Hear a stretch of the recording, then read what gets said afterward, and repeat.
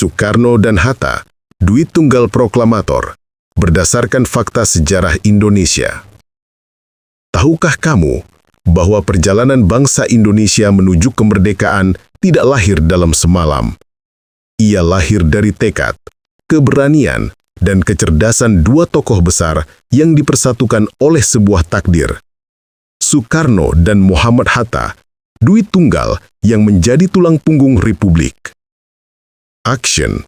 Awal kehidupan dua tokoh besar. Tahukah kamu, Soekarno lahir pada 6 Juni 1901 di Surabaya. Sejak kecil, ia sudah menunjukkan keberanian berbicara, daya pikir yang kuat, dan jiwa kepemimpinan. Di Surabaya, ia tinggal di rumah Hauas Cokro Aminoto, seorang tokoh pergerakan nasional. Dari sanalah, bibit nasionalisme Soekarno tumbuh dengan kokoh.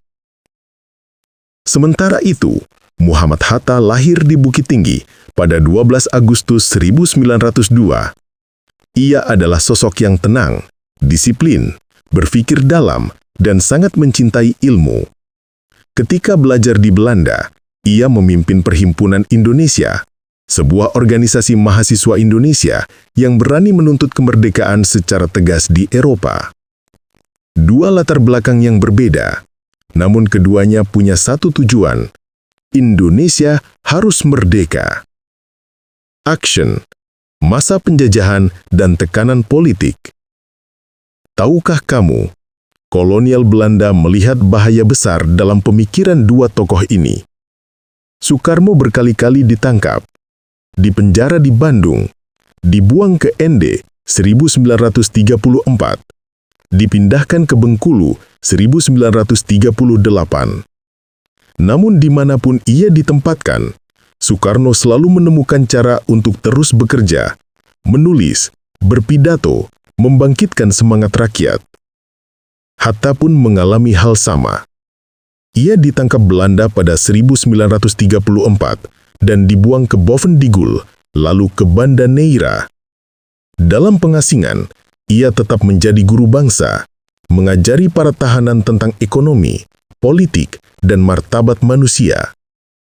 Mereka berdua diserang oleh kekuasaan kolonial, namun justru dari situlah tekad mereka semakin kuat. Action. Pendudukan Jepang, celah untuk bangkit. Tahukah kamu, tahun 1942, Jepang datang dan merebut Hindia Belanda.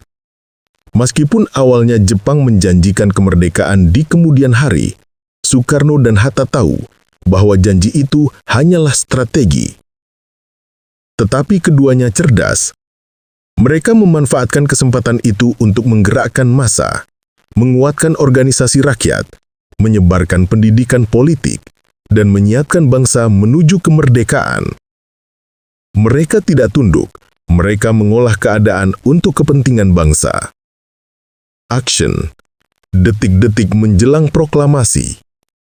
Tahukah kamu, ketika Jepang menyerah pada Perang Dunia II di bulan Agustus 1945, sejarah memasuki titik paling kritis.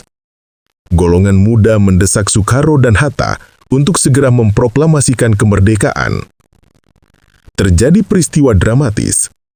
Pada tanggal 16 Agustus 1945, Soekarno dan Hatta diculik ke Rengas Dengklok agar tidak dipengaruhi Jepang. Di sana mereka diberi tekanan untuk mempercepat proklamasi. Malam harinya, keduanya kembali ke Jakarta dan berkumpul di rumah Laksmana Maeda. Di meja kayu kecil, dengan suasana tegang namun penuh harapan, Soekarno menulis teks proklamasi dan Hatta menyempurnakannya. Di ruangan sederhana itu, nasib bangsa sedang ditentukan. Action. Hari Kemerdekaan, 17 Agustus 1945. Tahukah kamu, pagi hari, pukul 10 WIB, di Pegangsaan Timur 56 Jakarta, Soekarno berdiri di depan rakyat dengan Hatta di sisinya. Dengan suara tenang namun penuh kekuatan, Soekarno membacakan teks proklamasi. Rakyat bersorak, bendera merah putih dikibarkan, dan untuk pertama kalinya dalam ratusan tahun, Indonesia berdiri sebagai bangsa merdeka. Itulah momen yang mengubah sejarah. Action. Menjaga republik yang masih rawan. Tahukah kamu, setelah proklamasi, perjuangan tidak langsung selesai. Belanda kembali ingin menguasai Indonesia. Soekarno dan Hatta memimpin perlawanan diplomasi, politik, dan semangat nasional. Soekarno menjadi presiden pertama RI. Hatta menjadi wakil presiden pertama RI. Mereka bekerja seperti dua sisi mata uang. Soekarno, sang orator, api revolusi. Hatta, sang pemikir, logika negara. Mereka berbeda, tetapi saling melengkapi. Penutup, warisan Sang Dwi Tunggal. Tahukah kamu, Soekarno wafat pada 21 Juni 1970. Hatta wafat pada 14 Maret 1980. Namun nama keduanya tetap hidup. Di setiap upacara bendera, di setiap pembacaan proklamasi, di setiap anak bangsa yang bermimpi menjadi besar. Mereka bukan hanya proklamator, mereka adalah simbol tekad bangsa, bahwa kemerdekaan adalah hak yang harus diperjuangkan dengan pengorbanan dan persatuan.